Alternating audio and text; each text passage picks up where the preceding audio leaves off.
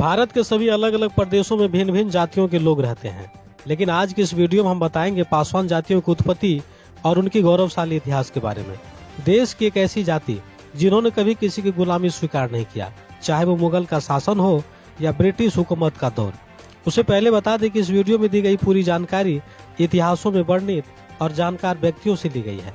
इस खबर का उद्देश्य किसी अन्य जातियों की भावना को ठेस पहुंचाना नहीं है, बल्कि पासवान जातियों की वीरता और उनकी पराकाष्ठा को दिखाना मात्र है, जो पासवानों को कमजोर और नीची जाति समझने का प्रयास करते हैं और समय समय पर पासवान जातियों की बहादुरियों पर प्रश्न चिन्ह लगाते हैं।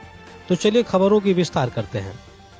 हिंदू धर्म ग्रंथों के अनुसार ऋषि कश्यप के संतान पासवान अर्थात दुसाध समाज को बताया गया है, जिसका गोत्र कश्यप और गहलोत क्षत्रिय होने का दावा किया गया है। तो वही महाभारत महाकाव्य में पांडवों का वंशज होने का जिक्र मिलता है और विष्णु पुराण आदि में दुसाध को विष्णु भक्त प्रहलाद और दानवीर राजा बलि का भी अंश माना गया है। सन 1851 से 1911 के बीच दुसाध जातियों को लेकर हर्बल ऑफ रिस्ले ने the tribes and caste of Bengal में भी वर्णन किया है। वहीं दूसरी तरफ कर्नल राड के अलावे अन्य लेखकों ने प्रमाण आदि द्वारा साबित करके बताया है कि दुसाध क्षत्रियों की एक शाखा है। भाग 1 के पृष्ठ 409 1100 क्षत्रियों की सूची में दुसाध का 480वां स्थान दिखाया गया है। पंडित ज्वाला प्रसाद द्वारा संपादित जाति भास्कर नामक ग्रंथों में भी गहलोतों की 24 शाखाओं में दुसाध लिखा हुआ है। पासवान जातियों की प्राचीन इतिहास बहुत ही पुरानी और दिलचस्प रहा है। देश की आजादी से पूर्व और लगभग कई शताब्दी पहले पासवान जातियां सूर्यवंशी गहलोत, सिसोदिया क्षत्रिय और गोहिल क्षत्रिय राजपूत के नाम से प्रचलित था और बाद में दुसाध जातियां अपनी सामाजिक स्थिति खोने के बाद कई उपजातियां पासवान, हजारी, हाजरा, पासी, राजवंशी, भार्गव, मल्लिक, गोहिल, धानुक, भंगी, नागवंशी, अहलिया, बहेलिया, चौधरी, बौरासी, पावरिया और भगत में खंडित हो गई। देश के कुछ चतुर समुदायों के द्वारा दुसाध जातियों को निचली श्रेणी में शामिल कर दिया गया। पासवान एक उर्दू शब्द है जिसका अर्थ है अंगरक्षक। पासवान दुसाध समुदाय का उपनाम है। पासवान एक मार्शल और योद्धा जाति है। इतिहासकार के मुताबिक पासवान राजस्थान के गहलोत राजपूत थे, जो मुगलों से लड़ते हुए देश के पूर्वी हिस्सों में चले गए। दुसाध और दुसाध्य का अर्थ जिस पर विजय प्राप्त नहीं की जा सकती या जिसको बंधक नहीं बनाया जा सकता और जिसको पकड़ा नहीं जा सकता है। दुसाध जाति को पूर्व से ही शक्तिशाली समुदाय बताया गया है। जब अंग्रेज भारत आए और उनका सामना बंगाल के अंतिम स्वतंत्र नवाब सिराजुद्दौला से हुआ, तो उन्हें हराने के लिए दुसाध जातियों की मदद लेनी पड़ी थी और इस तरह अंग्रेजों ने सलाह पर काम किया।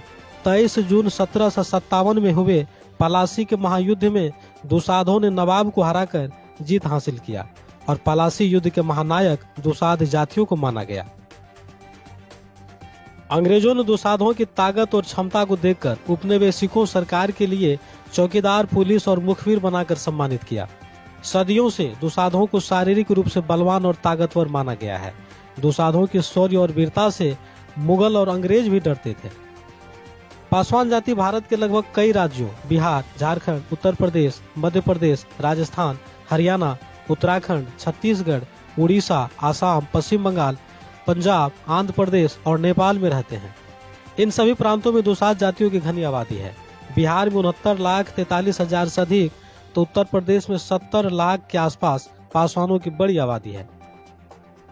पासवान जाति शुरू से ही कट्टर देशभक्त रहा है, जो अपनी धर्म की रक्षा के लिए मुगलों और औरंगजेब से कोई समझौता नहीं किया और जान की बाजी लगाकर मुगलों से लोहा लिया। कहा जाता है कि मुगलों ने सभी जातियों को गुलाम बना लिया था, लेकिन दुसाधों को गुलाम बनाने में नाकाम रहे थे। वर्तमान समय में दुसाध जाति अनुसूचित जातियों में सबसे विकसित जातियों में से एक है, जो सभी क्षेत्रों जैसे राजनीति, समाज सेवा, इंजीनियरिंग, चिकित्सा और प्रशासनिक सेवा आदि में है।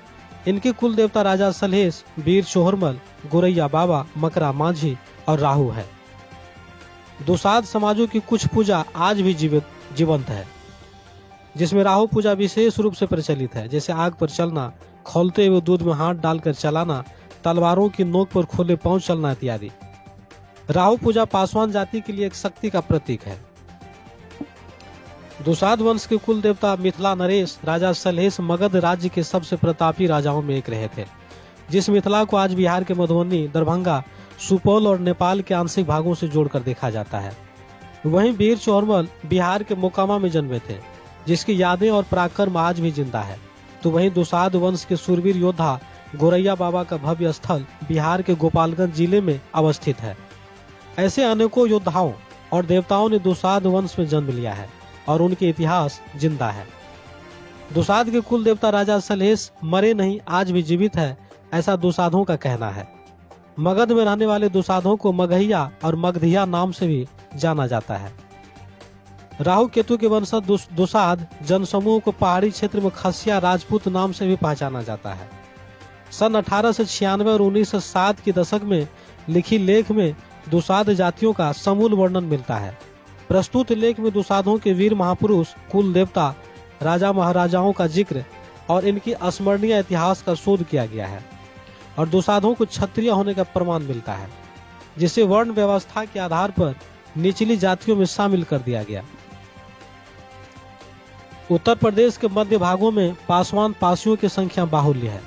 उत्तर प्रदेश की राजधानी लखनऊ को स्थापित करने वाले लाखन पासी ही थे, जो दुसाध जाति के महान शासकों में एक थे। वहीं महाराजा बिजली पासी, सुहेलदेव पासी का मजबूत किला आज भी यूपी में मौजूद है। उत्तर प्रदेश के सूरवीर राजाओं में एक रहे सुहेलदेव पासी। महाराजा बिजली पासी, सातन पासी, लाखन पासी ने दुसाध वंश की गौरव को देश दुनिया में ऊंचा किया था।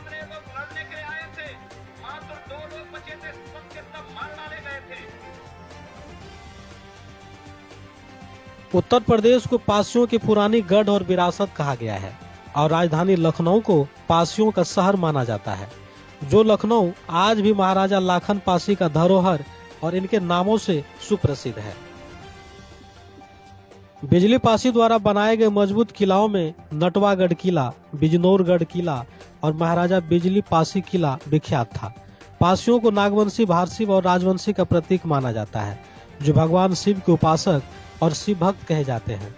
शिव के अंशावतार पासी जातियों के नागवंशियों का पूरा भारत आधीन रहा था। पासियों के राजपासी राजा कंस बड़े हैं प्रतापी, स्वाभिमानी और अड़ियल रूप वाले थे, जिन्होंने गाजी की सेना खातिम को मौत की घाट उतार दिया था। राजपासी राजा कंस की दहशत से गाजी की सेना में हड़कंप मच गया था और राजा राजपासी कंस कभी शत्रुओं के सामने हथियार नहीं डाले थे। यही राजपासी मध्यकाल के आते आते पासवान कहलाए। नागवंशी भारशिव का प्रमुख पेशा ताड़ी है, जो ताड़ के पेड़ से निकाला जाता है। पासी द्वारा ताड़ के पेड़ से रस निकालकर भगवान शिव को भोग लगाकर प्रसाद के रूप में ग्रहण करते हैं। पासियों के जितने भी पुराने किले और खंडहर हैं, उसके आसपास अधिकतर ताड़ के पेड़ मिलते हैं। इतिहासकार बताते हैं कि योद्धा पृथ्वीराज चौहान को युद्ध में 17 बार पराजित करने वाले आल्हा रुदल ही थे, जो दुसाध जाति से आते थे। 1911 में पासवान समाजों ने अपनी सामाजिक एकता को पुनः स्थापित करने के लिए बड़ी सभा बनाई थी। सभा के जरिए पासवान जातियों ने धीरे धीरे अपने लोगों को एकजुट कर शिक्षा पर बल दिया। लाखों दुसाध जातियों ने अपने आत्मसम्मान और सुरक्षा के लिए बाहरी ताकतों और सामंतवादियों से लड़ते हुए शहीद हो गए। पासवान जातियों के इतिहास और वीरता बहुत ही पुरानी और लंबी है। संपूर्ण जानकारी बता पाना सहज नहीं है। कई उल्लेख पासवान जातियों की है। दुसाधों का पूरा इतिहास महान पराक्रम और वीरता से भरा हुआ है। इनकी गौरवशाली इतिहास को मिटाने का खूब प्रयास किया गया, फिर भी यह जीवंत है। पासी पासवानों को नीची जाति बताने वालों के लिए यह जानकारी एक सबक है, जिसे समझने की जरूरत है, जो इतिहास की पन्नों में दफन है। तो इस पूरी खबर को लेकर आप लोग क्या कुछ सोच रहे हैं, हमें नीचे कमेंट बॉक्स में अपनी राय जरूर दें। धन्यवाद।